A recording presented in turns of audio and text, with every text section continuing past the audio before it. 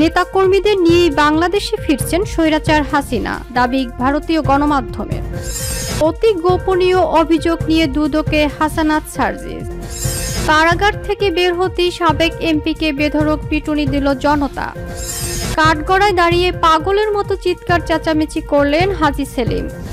কাঠগড়ায় জ্যাকবের সঙ্গে আড্ডায় মাতলেন শমী কায়সার। আসসালামু আলাইকুম দর্শক, আমাদের হাতে থাকা সর্বশেষ সংবাদে আপনাদের স্বাগত। এতক্ষণ শুনছিলেন সংবাদ শিরোনাম, এবারে থাকছে বিস্তারিত। নেতাকর্মীদের নিয়েই বাংলাদেশে ফিরছেন স্বৈরাচার হাসিনা, দাবি ভারতীয় গণমাধ্যমে। এবার আবারও শেখ হাসিনাকে নিয়ে উত্তাল ভারতীয় গণমাধ্যম। ভারতীয় সকল বড় গণমাধ্যমের দাবি, সোমবার দলীয় নেতাদের সঙ্গে এক ভার্চুয়াল বৈঠকে শেখ হাসিনা জানান শীঘ্রই দেশে ফিরবেন ও আওয়ামী লীগ সমর্থকদের উপরে অত্যাচারের বিচার করবেন। আলোচনার এক পর্যায়ে শেখ হাসিনা বলেন, চিন্তা করবেন না, আমি আসছি।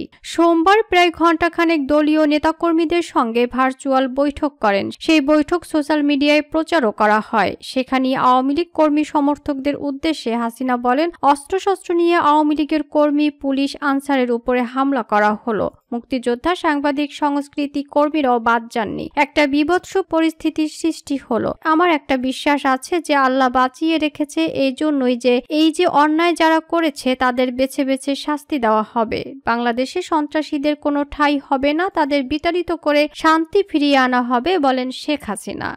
দেশ ছাড়ার পর থেকেই বহুবার ভার্চুয়ালি দলের কর্মী সমর্থকদের সাহস জুগিয়েছেন শেখ হাসিনা। তিনি দেশ ছাড়ার পর থেকে বেছে বেছে আওয়ামী লীগের নেতাকর্মী সমর্থকদের উপরে হামলা হয়েছে, তাদের বাড়িঘর ভাঙা হয়েছে, তাদের চাকরি থেকে বরখাস্ত করা হয়েছে। এসবের মধ্যেও তাদের সাহস জুগিয়েছেন শেখ হাসিনা। সোমবারের বৈঠকে বক্তব্য রাখার এক পর্যায়ে তিনি বলেন, চিন্তা করবেন না, আসতেছি আমি। তবে এই বিষয়ে এখনো কোনো কিছুর জানায়নি দেশের কোনো মিডিয়া। এদিকে সাবেক প্রধানমন্ত্রী শেখ হাসিনা সব ধরনের বিদ্বেষমূলক বক্তব্য গণমাধ্যম ও সামাজিক যোগাযোগ মাধ্যমে প্রচারে নিষেধাজ্ঞার আদেশ প্রকাশ করেছেন আন্তর্জাতিক অপরাধ ট্রাইব্যুনাল।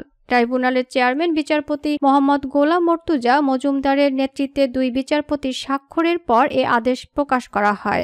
আদেশের অনুলিপি বিআরটিসি সহ সংশ্লিষ্ট দপ্তরে পাঠানো হয়েছে। শেখ হাসিনা লন্ডনে ভার্চুয়ালি যে বক্তব্য দিয়েছেন তা বিদ্বেষমূলক কিনা তা খতিয়ে দেখে সরকারকে ব্যবস্থা নিতে বলেছেন প্রসিকিউশন। এছাড়া এর আগে শেখ হাসিনার সব ধরনের বিদ্বেষমূলক বক্তব্য গণমাধ্যম ও সামাজিক যোগাযোগ মাধ্যমে প্রচারের নিষেধাজ্ঞা দিয়েছেন আন্তর্জাতিক অপরাধ ট্রাইব্যুনাল। একই সঙ্গে শেখ হাসিনা আগে যত বিদ্বেষমূলক বক্তব্য দিয়েছেন তা সব মাধ্যম থেকে সরাতে বাংলাদেশ টেলিযোগাযোগ নিয়ন্ত্রণ কমিশনকে নির্দেশ দেন আদালত। অতি গোপনীয় অভিযোগ নিয়ে দুদকে হাসানাত সার্জিস। দুর্নীতি দমন কমিশনের দুদক চেয়ারম্যান আব্দুল মোমেনের সঙ্গে সাক্ষাৎ করেছেন জাতীয় নাগরিক পার্টি এনসিপি উত্তর ও দক্ষিণ অঞ্চলের মুখ্য সংগঠক সার্জিস আলম ও হাসনাত আব্দুল্লাহ। বুধবার দুপুরে সাক্ষাৎ শেষে দুদক কার্যালয় থেকে বের হওয়ার সময় সাংবাদিকরা এই বিষয়ে জানতে চাইলে হাসনাত আব্দুল্লাহ বলেন, আমরা কিছু অভিযোগ নিয়ে দুর্নীতি দমন কমিশনে এসেছি। আমাদের অভিযোগগুলো লিখিতভাবে জানিয়েছি। কি ধরনের অভিযোগ জানতে চাইলে তিনি বলেন, ভেরি কনফিডেন্সিয়াল, অতি গোপনীয়। কাদের বিরুদ্ধে অভিযোগ, এই প্রশ্নে সরাসরি উত্তর না দিয়ে হাসনাত বলেন, এটিও ভেরি কনফিডেন্সিয়াল। এখন কনফিডেন্সিয়াল বিষয় বলে দিলে তো আর কনফিডেন্সিয়াল থাকলো না, তাছাড়া অপরাধীরা তখন সতর্ক হয়ে যাবে। এ সময় সার্জিস আলম বলে, অতীতে দুদককে ব্যবহার করে অনেকে সাম্রাজ্য গড়ে তুলেছে, অনেক সাধারণ মানুষকে আবার বিনা অপরাধে হয়রানি করা হয়েছে। তিনি বলেন, এই সময় এসেও এখন আমরা সেটি প্রত্যাশা করি না। আমাদের কিছু অভিযোগ ছিল, আমরা সেগুলো লিখিতভাবে জানিয়েছি, সেজন্যই আমরা এখানে এসেছি। এর বেশি কিছু বলছি না এখন, বলেন হাসনাত আব্দুল্লাহ।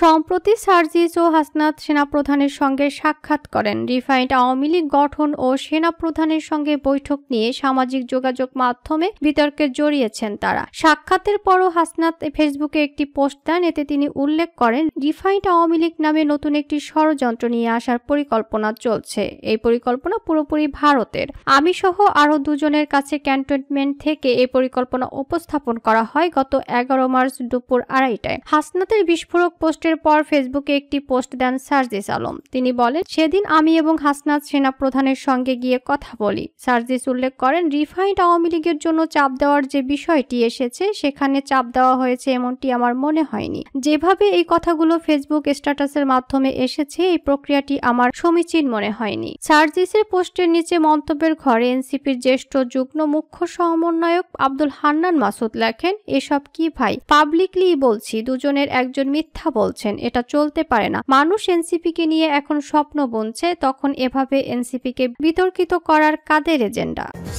কারাগার থেকে বের হতেই সাবেক এমপিকে বেধড়ক পিটুনি দিল জনতা। সিরাজগঞ্জ ৩ আসনের সাবেক সংসদ সদস্য অধ্যাপক ডাক্তার আব্দুল আজিজকে বেধড়ক পিটুনি দিয়ে পুলিশের সোপর্দ করেছেন স্থানীয় জনতা। মঙ্গলবার ৮ এপ্রিল রাত 8:30টার দিকে পিটুনি দিয়ে তাকে থানায় সোপর্দ করা হয়। সিরাজগঞ্জ সদর থানার ওসি হুমায়ুন কবির বিষয়টি নিশ্চিত করেছেন। জানা গেছে, মঙ্গলবার সন্ধ্যায় জামিনে মুক্ত হন সিরাজগঞ্জ ৩ রায়গঞ্জ তারাস আসনের আওয়ামী লীগের সাবেক সংসদ সদস্য ডাক্তার আব্দুল আজিজ সরকার। জেলা কারাগার থেকে বের হওয়ার পরই জেলগেটে থেকে তাকে তুলে নিয়ে পিটুনি দেয় উপস্থিত জনতা। তাকে তুলে নিয়ে যাওয়ার একটি ভিডিও সামাজিক যোগাযোগ মাধ্যমে ভাইরাল হয়েছে। ওসি হুমায়ুন কবির বলেন, সাবেক সংসদ সদস্য অধ্যাপক ডাক্তার আব্দুল আজিজ থানা হেফাজতে রয়েছেন। তার বিষয়ে কি সিদ্ধান্ত নেওয়া হবে তা পরবর্তীতে জানানো হবে। উল্লেখ্য, গত ৩ ফেব্রুয়ারি রাতে র‍্যাব ২ এর একটি দল ঢাকার কলাবাগান থেকে আব্দুল আজিজকে গ্রেফতার করে। পরে র‍্যাব ১২ এর মাধ্যমে তাকে সিরাজগঞ্জের তারাস থানায় হস্তান্তর করা হয়। ৪ ফেব্রুয়ারি দুপুরে তারাস থানা পুলিশ হত্যা চেষ্টা ও বিস্ফোরক মামলায় গ্রেপ্তার দেখিয়ে তাকে আদালতে সোপর্দ করে। আদালত তাকে কারাগারে পাঠানোর আদেশ দেন। ৩ মাস কারাভোগের পর তিনি মঙ্গলবার জামিনে মুক্ত হন। কাঠগড়ায় দাঁড়িয়ে পাগলের মতো চিৎকার চেঁচামেচি করলেন হাজী সেলিম। হত্যা মামলায় গ্রেপ্তার শুনানিতে গিয়ে কাঠগড়ায় দাঁড়িয়ে আইনজীবীর উপর ক্ষিপ্ত হয়ে চেঁচামেচি করলেন ঢাকা ৭ আসনের সাবেক সংসদ সদস্য হাজী সেলিম। বুধবার ৯ এপ্রিল সকালে ঢাকার মেট্রোপলিটন ম্যাজিস্ট্রেট জি.এম. ফারহান ইশতিয়াকের আদালতে তাকে তোলা হয়। এ সময় বিভিন্ন মন্ত্রী, এমপি, আসামিরাও ছিলেন। তবে কাঠগড়ায় দাঁড়িয়ে নিজের আইনজীবীর প্রতি হঠাৎ ক্ষেপে যান হাজী সেলিম। এ সময় এতই রেগে যান যে ওকালতনামায় স্বাক্ষর করতে অস্বীকৃতি জানান তিনি। পরে তাকে বোঝানোর পর তিনি স্বাক্ষর করেন। এরপর যাত্রাবাড়ী থানার হত্যা মামলায় হাজী সেলিমকে গ্রেপ্তার দেখানো হয়। হাজী সেলিমের চিৎকার শুনে এজলাসে উপস্থিত অন্যরা হতবাক হয়ে যান। হাজী সেলিমের মেজাজ হারানোর বিষয়ে তার আইনজীবীর সঙ্গে এ সময় কথা বলেন কাঠগড়ায় দাঁড়িয়ে থাকা সাবেক সংসদ সদস্য সাদেক খান।